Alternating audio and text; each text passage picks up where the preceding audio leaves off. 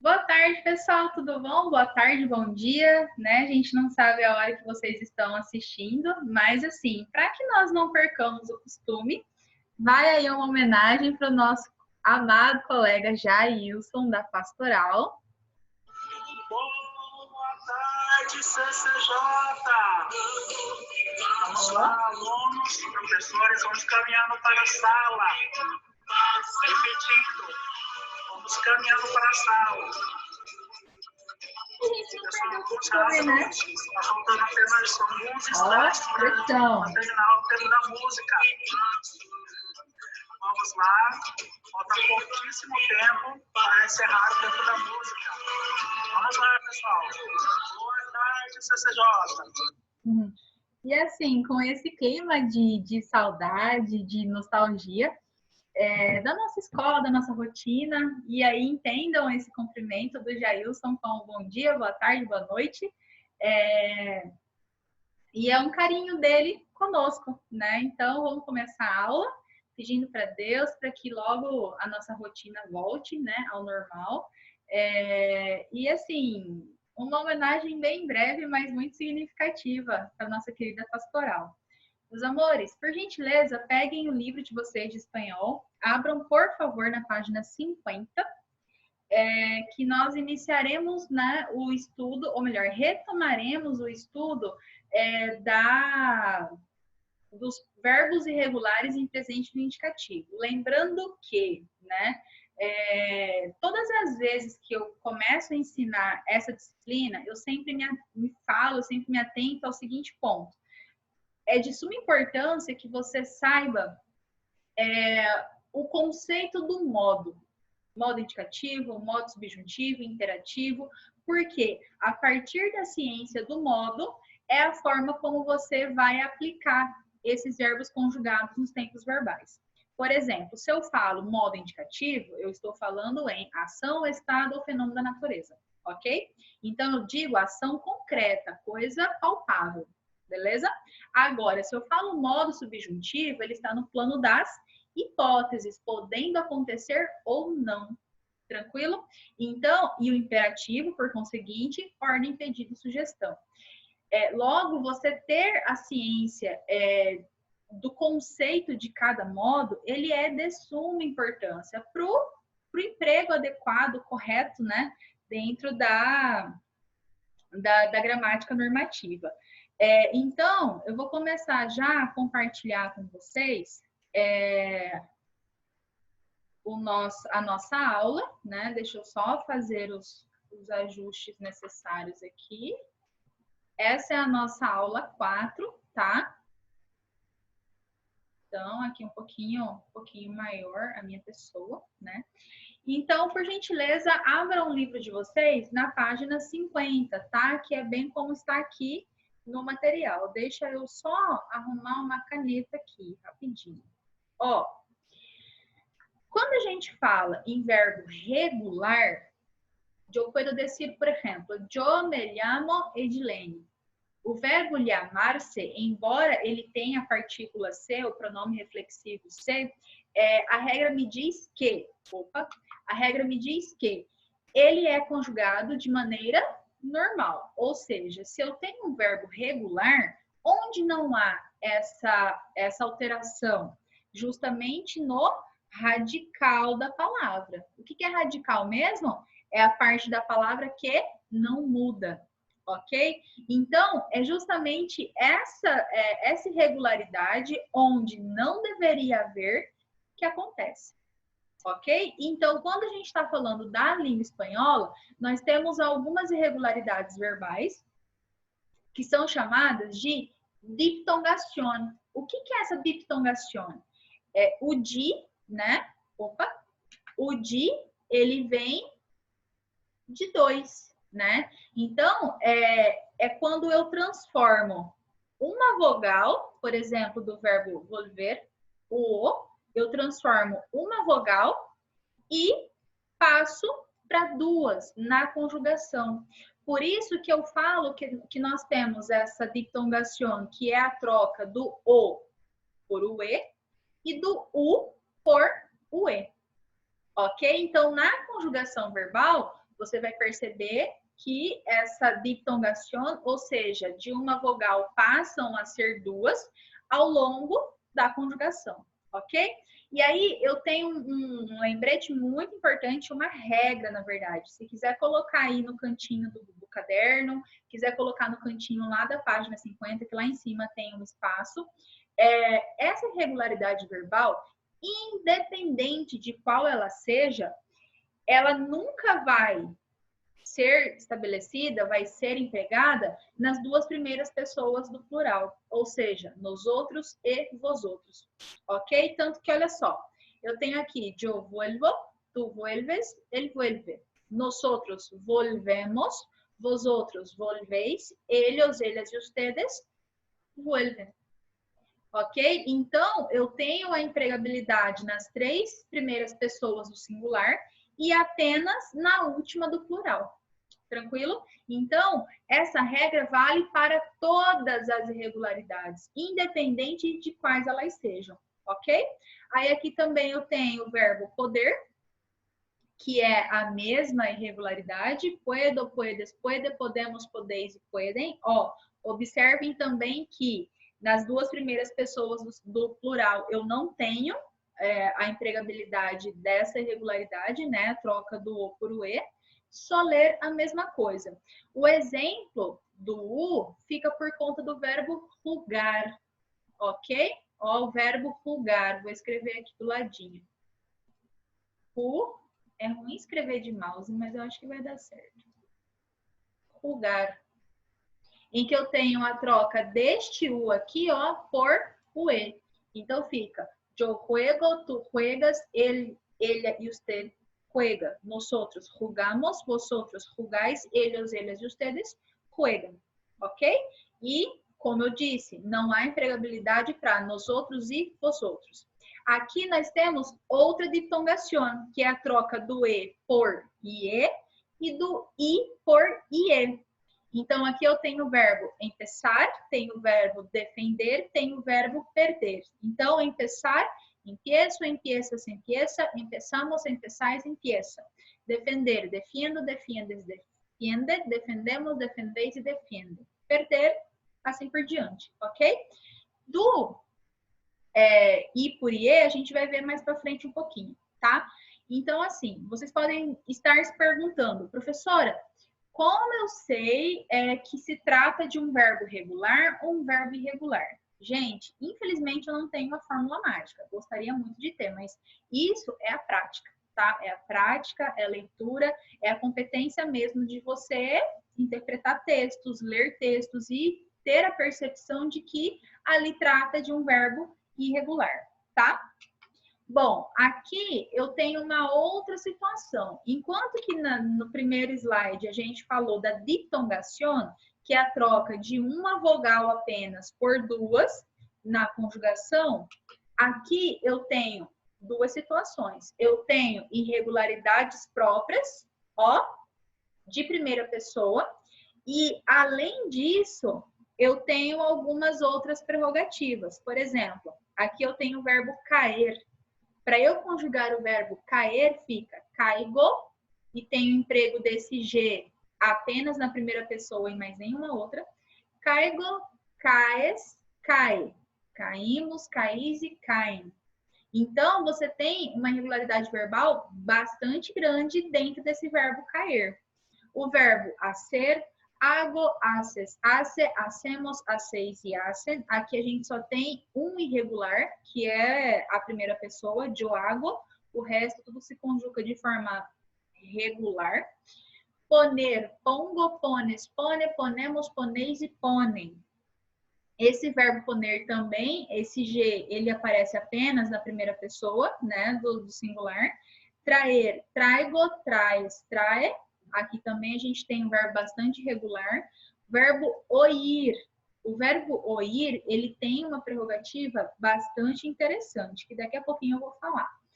Verbo salir, salgo, sales, sales, salimos, salis e salem. O dar, a gente também tem o Y apenas na primeira pessoa. Doi, das, dá. Damos, dais, dan.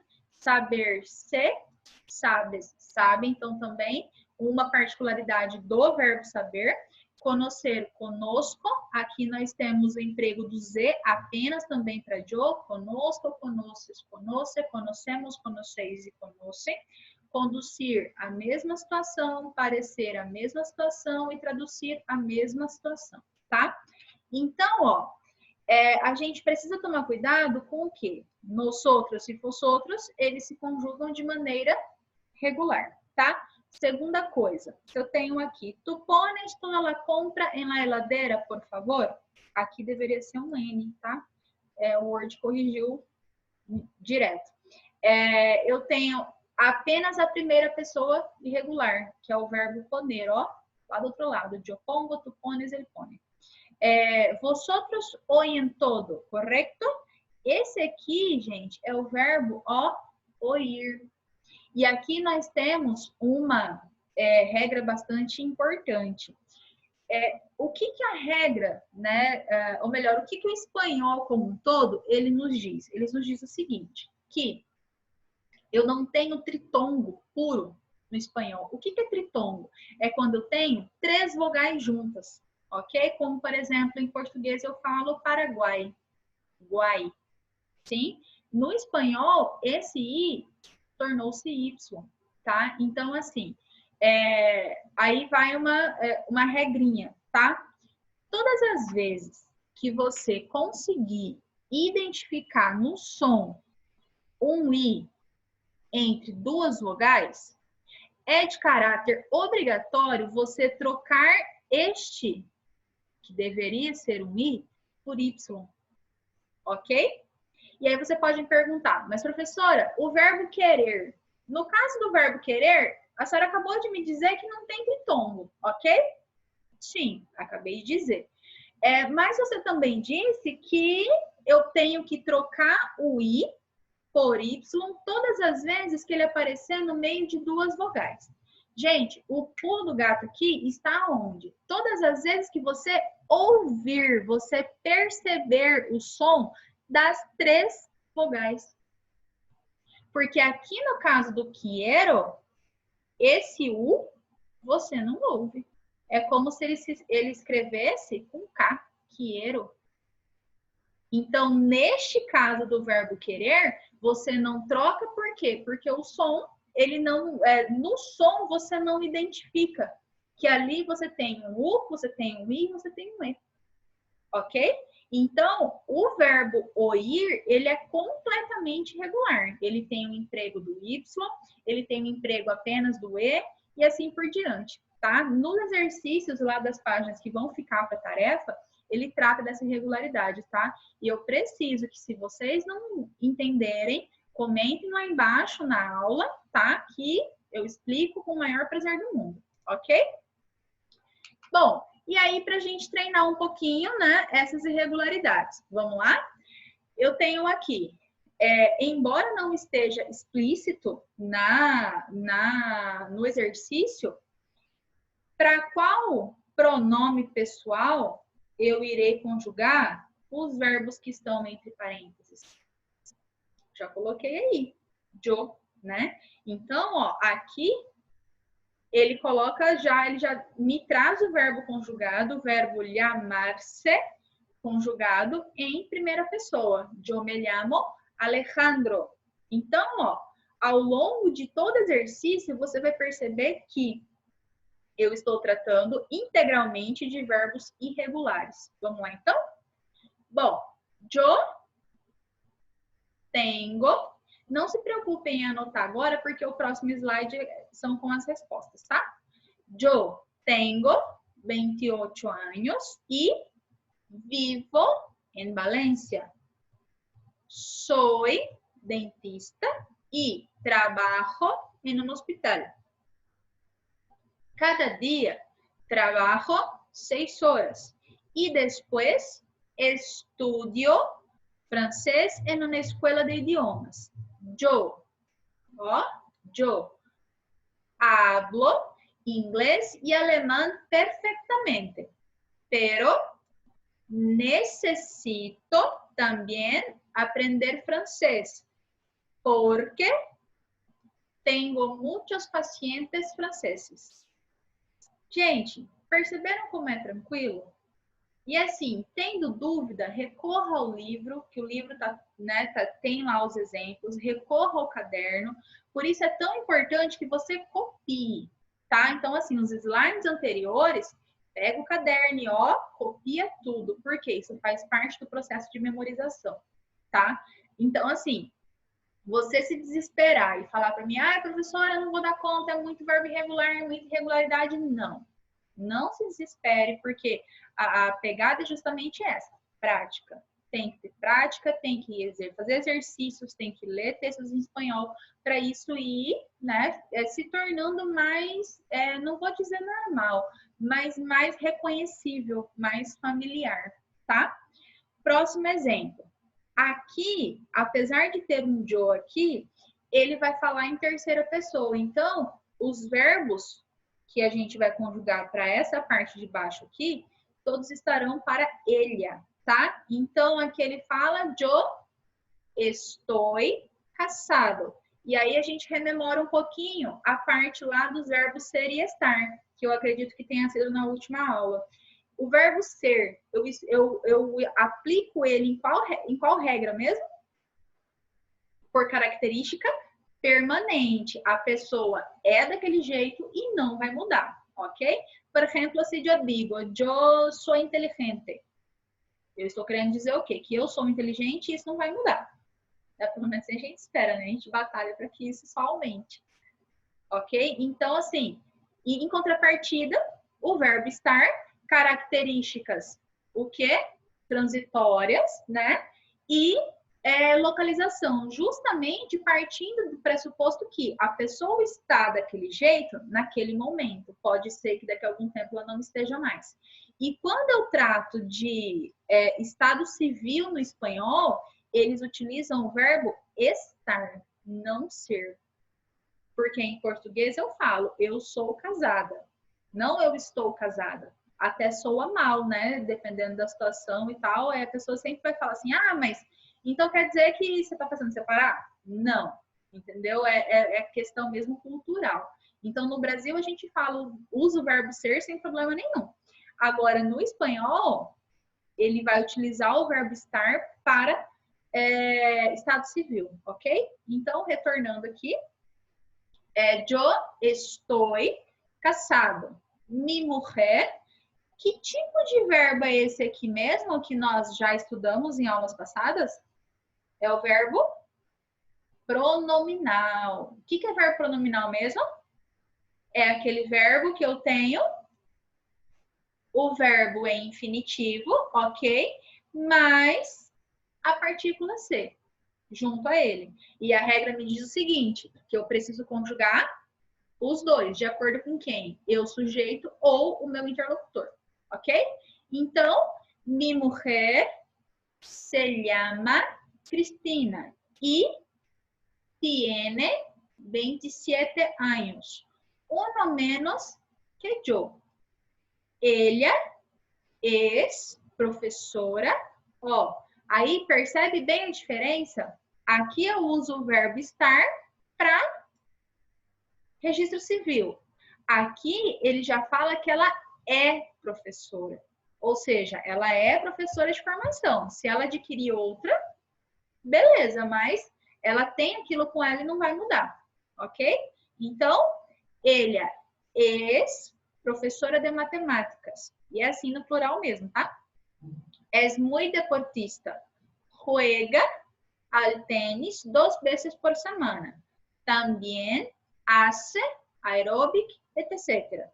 Ella no fuma y no bebe álcool. Y lee muitas revistas sobre alimentação e saúde. E aí vem a pergunta, professora, esse ler, na conjugação fica ler com 2 Es? Sim, fica ler com 2 Es, ok? Bom, e aqui nós temos a correção, E aí nós revisitamos praticamente todas as irregularidades verbais. Tengo, vivo, soy, trabajo, estudio, necesito, tengo, estoy, se llama, tiene, es, juega, hace, fuma, come, bebe e lê, ok? Bom, e aí, tarefas, né? Porque a vida também é feita de tarefas. Meus amores, preciso que vocês façam das páginas 50 a 54, ok?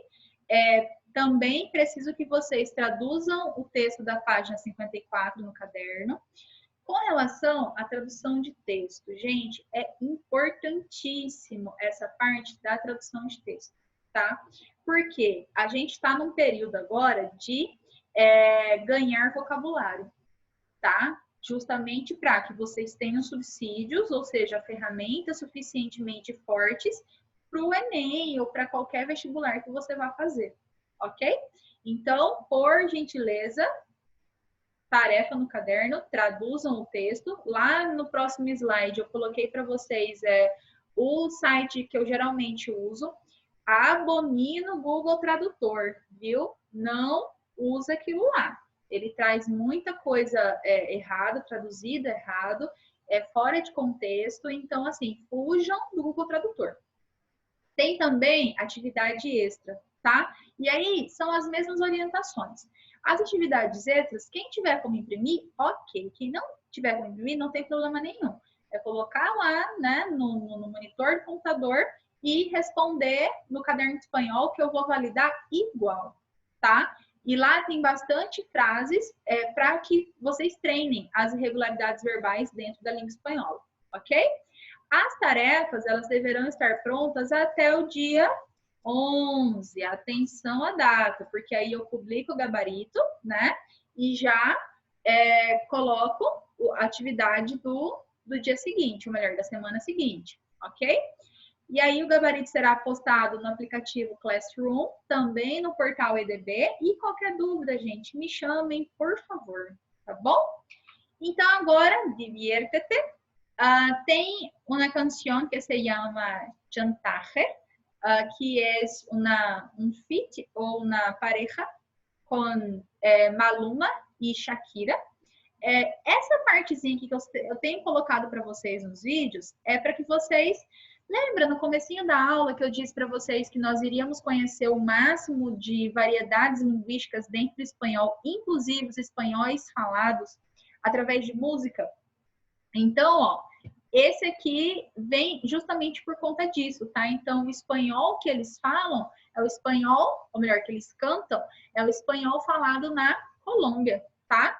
Então, assim, eu também puse para vocês em uma hoja la letra de la canción y me gustaría muchísimo que ustedes buscaran en esta letra los verbos regulares e irregulares en presente de indicativo, porque ya estudiamos, los pronombres personales importantísimos y los artículos determinados e indeterminados, ok? Então, agora a gente finaliza aqui, juntos por um sonho, né? E vou compartilhar agora com vocês um pedacinho, bem pouquinho da música. Espera aí, só um bocadinho. Eu já deixei aqui, ó, no ponto. Só que aí eu peguei para as pessoas que curtem música, né? E pá, e dançar e tal.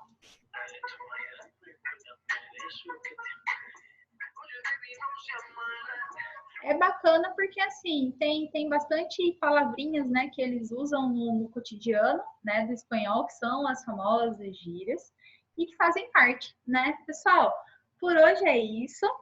Quero dizer, assim, que eu tô morrendo de saudade. Em caso de dúvidas, por favor, me procurem, tá? E fiquem com Deus.